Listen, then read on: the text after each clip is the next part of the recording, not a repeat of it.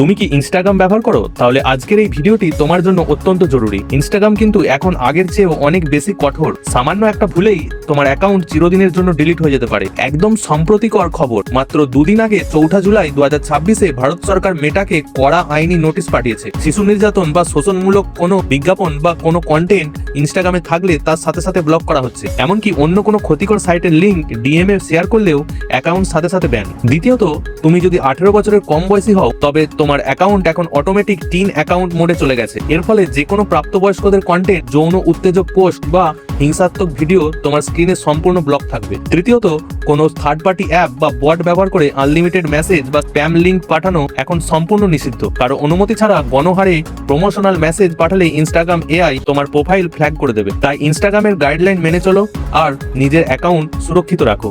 এই তথ্যটি তোমার বন্ধুদের জানতে ভিডিওটি এখনই শেয়ার করো আর এইরকম নিয়মিত টেক আপডেটের জন্য পেজটি এক্ষুনি ফলো করো।